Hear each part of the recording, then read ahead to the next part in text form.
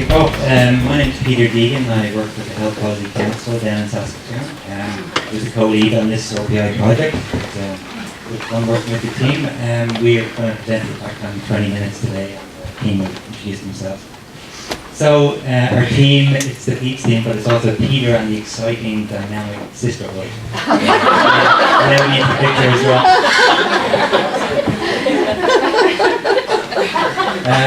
This is our project form, and I guess the project idea was to reduce the lead time for children to access the PEDS team assessment. So the PEDS team is Pediatric Early Development Services, that's what that stands for. So the sponsor of this project was Rep Ends, and the process owner was Lisa Harden. And the team itself, it works once a week. There's an assessment of a child, I suppose, and there's two different possible assessments. One is a play-based assessment, a developmental assessment, and the other one is an ADOS assessment. So our work is focused on looking at the developmental assessment particularly. So the actual number of clients coming through the system is approximately 100 a year, so roughly 2 a week is what they would need to see, but at the moment it's kind of 1 a week being seen. And so we decided on the team for our project to be access to the PEDS team intake and assessment will be easy and equitable for all parents and guardians.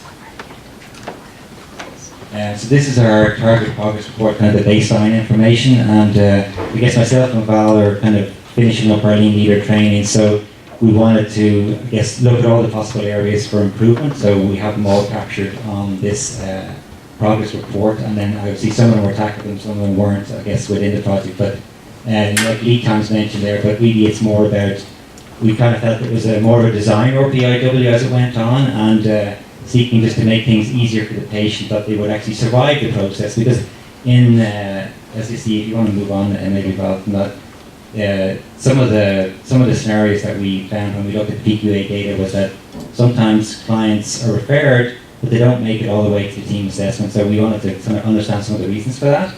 And so this slide here, sorry, just keep that one back for a sec. This just shows a section of, like, there was 48 samples that we looked at in one piece where it was decided that a client didn't need a team. And we found that 30 of the 48 in that case were just looked after properly by an individual therapy. So, and there's other reasons there as well, which kind of addressed with the RPIW, where the family declined services, where there's no response. But like engagement is an issue for sure in terms of why some people fall through the cracks and don't make it out the other side to the team assessment. On the next slide shows us client reports outstanding. So that was another issue, that sometimes people get all the way to the system, they've been assessed, but they don't see a report in a timely fashion. So this was one statistic that we just took a look at, and we found that there was 10 play-based assessment reports that were kind of not yet released to the clients at the end of September, and there was 6 ADOS or autism assessments not released. So they were things we wanted to kind of improve on, I guess, through the RPIW. Lisa, who's the process owner, thankfully helped us with some time offs, because the process can be quite long for people, so we wouldn't have time as colleagues to do the time, or for the team to do it just in the RPIW week. So anyway, there was 2 clients assessed at times, and we picked out the most, what we believe to be the most appropriate time, most believable time for those instances, and we came up with a lead time of 155 days actually for somebody to get from end to end in that service on the sample that we had. But there's quite a lot of variation within that. So then we obviously designed the value stream map, which captured idea sheets from staff and patients, and so we set out about 12 things or maybe there that we would like to tackle or available to be tackled. So the actual, we did attack time for a certain section of the process, which covered the point from which the referral letter came in up to the point at which the intake assessment was completed by the senior social worker. But the whole thing is a bit longer than that, but that was one focus of our work. So this is just the calculations of the attack time. So the senior social worker has 2 days a week to do that kind of this intake assessment work, and if you take out the breaks, then there's 840 minutes available. And if we had 2 clients that would mean that if we had somebody making it through that intake process every 420 minutes, that would be meeting tack time per the project. This just again is a standard work combination sheet, which is I suppose shown in a graphic way that PEDS team intake process, and you can see the 77 days and 52 days of wait time, which it would be good if we're able to make that a bit easier. But sometimes that's documents sitting with parents who are maybe scared of the documents, so we wanted to make that a bit easier for them with friendlier documents. And that's just another way of representing that, showing that the tack time was 420 minutes and it was standing at 459 minutes. That social worker was taking to do that process. Next up is 10.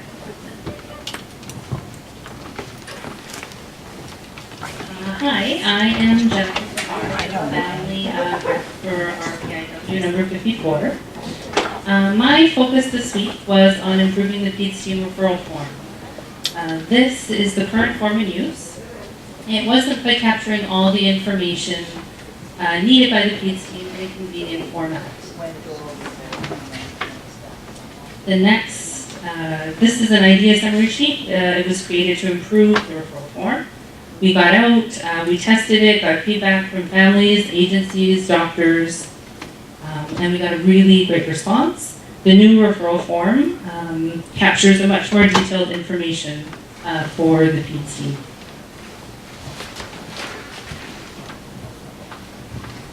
Hello, I'm Christina Charles. I'm a physical therapist with the PEDS team. So one of the things that was identified going into the RPIW is that we have a very inefficient database currently. So, as you can see with the old database, there was only narrative data on there.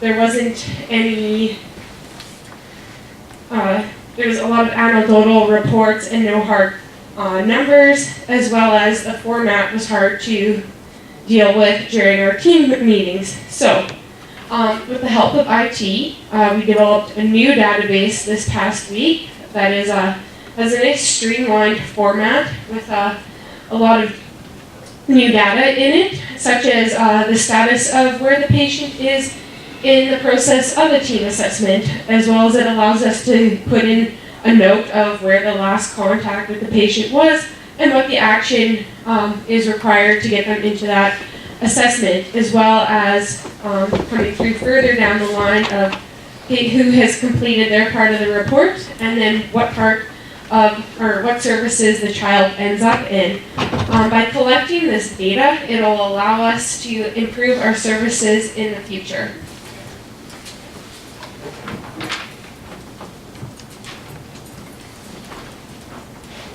I'm Erica Anderson. I'm a speech pathologist with the PEDS team. So I was tasked with helping on the intake form. We had an idea sheet that our current intake form was quite long and not user-friendly. So we worked this week to create a shorter form. So generally people come in and the whole intake form is gone through with the patient, but on occasion if families aren't able to come in, it's sent out in the mail. So our old intake form, if that went out in the mail, it was 8 pages, and some of our families with lower literacy levels struggled to complete it, so it wasn't as user-friendly. So we timed someone doing that one, and it took them 21 minutes to finish that form. And our new form is shorter. It doesn't capture all of the detailed information that we generally require for a team assessment, but in those occasional situations, it's helpful for us to have some basic information to go forward with the team assessment. So we timed someone doing that form also, and it dropped down to 6 minutes. Again, it's not all of the detailed information, so it's not a direct comparison, but it still helps us to move forward with our process of booking a team assessment.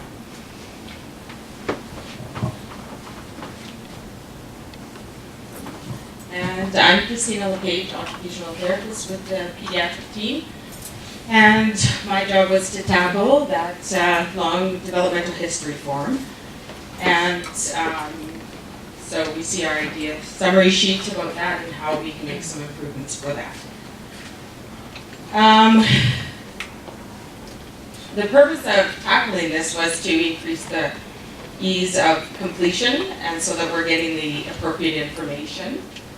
So what we've done is we've created a separate form that we would share with for our children that are in care. So we would share it with the family worker from Ministry of Social Services or ICFS. So this form in those cases would be faxed to them, and they would have to fill that out, talking with the biological parent and or the foster parent. So we still have a lengthy form to use for that purpose. However, we have tweaked it to make it a little bit easier and making sure that we get the information that we require to do an accurate assessment. For our families where our children are not in care and they're living with their families, we would invite them to come to an intake interview, and we use the same form to guide that interview. If they're not able to attend that intake, we would use the form that Erica spoke of this shorter version. So the anticipated results of that would be that we'd have more engagement from our families that are in at-risk situations, and also for our families who are experiencing time poverty and can't attend all these meetings. So, and we're hoping that we get all the relevant information that we need.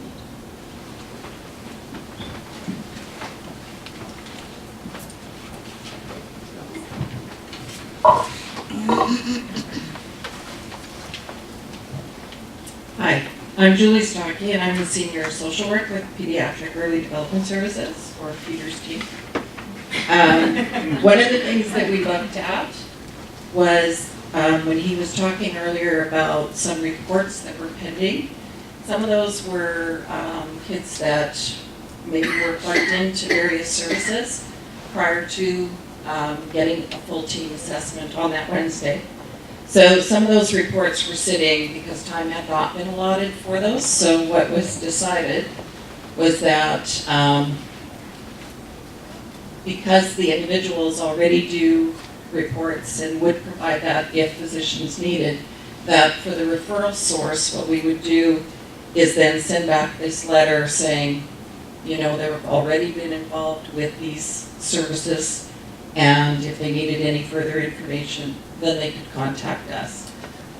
Ideally, that's to eliminate some of those reports backing up when that may not even be something that's necessary.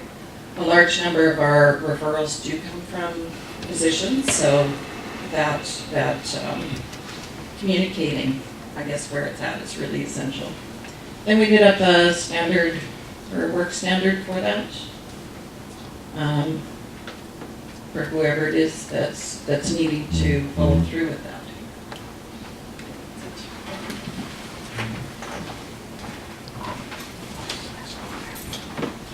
Hi, I'm Val Middleburg, Executive Assistant to Nursing Administration, and I'm the other co-lead for this awesome RPIW that we've undertaken.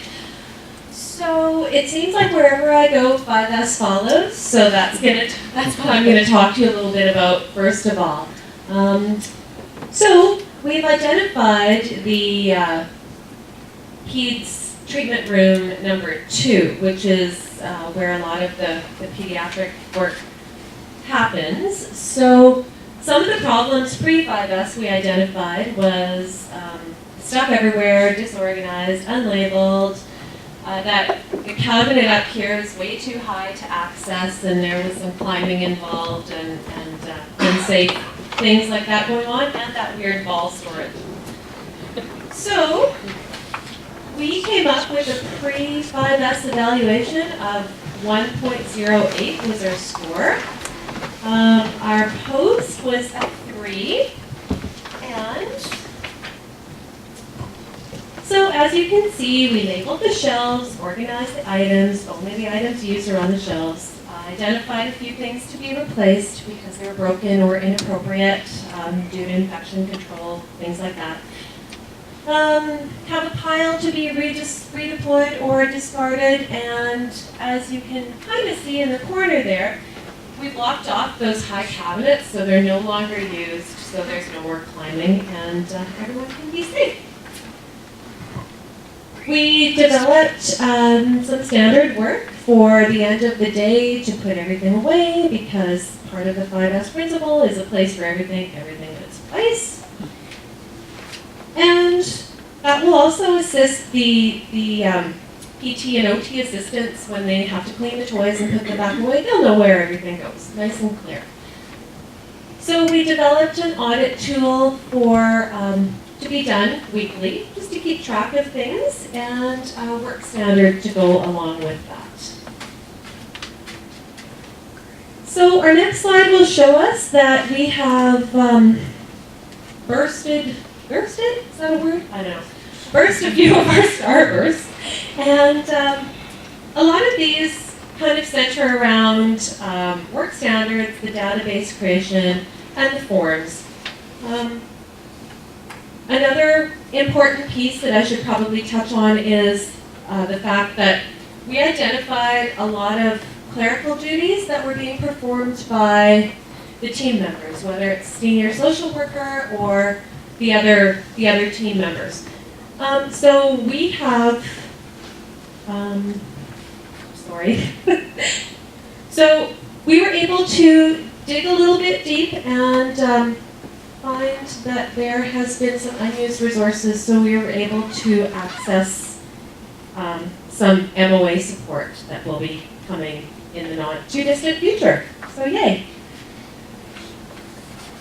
And our spaghetti diagram shows, so again we're going to talk about our PEDS therapy room number 2. So right now, the pediatric PEDS therapist, physiotherapist, and occupational therapist, their charting area is way over here. So that's where their office work is located. Way over here is where the treatment room is. So quite a bit of walking. This is where the rest of the PEDS team is located.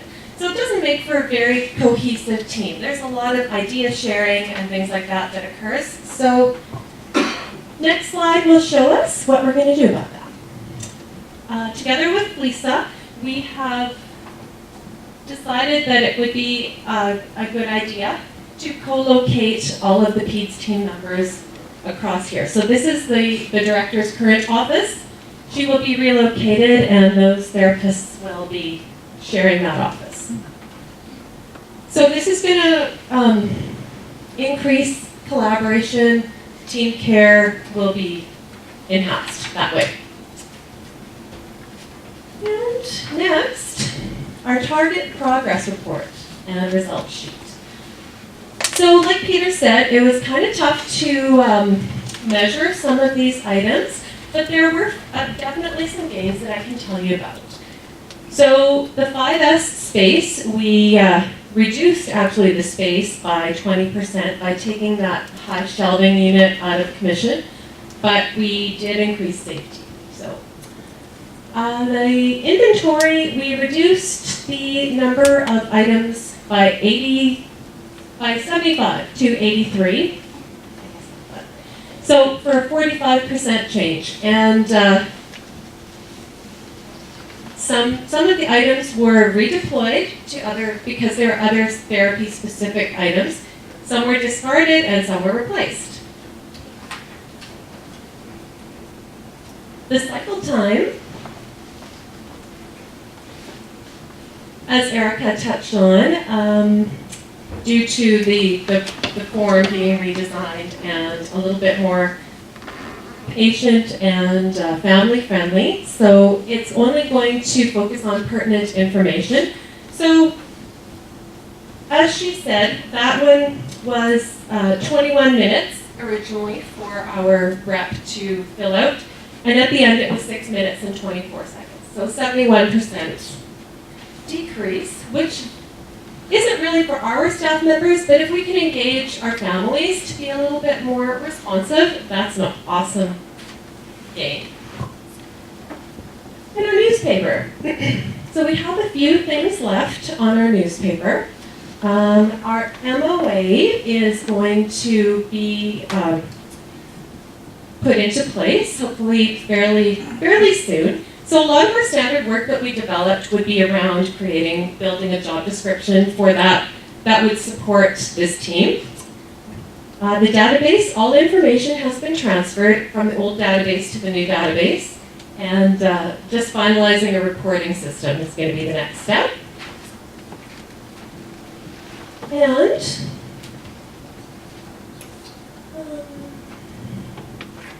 just go to the next. And then we have our multi-skill training checklist. So there's going to be some education to happen. We were lucky enough to have 4 out of the 8 PEDS team members on our team, so that's awesome.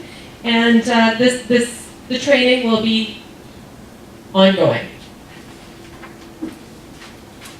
And I think that is it for me.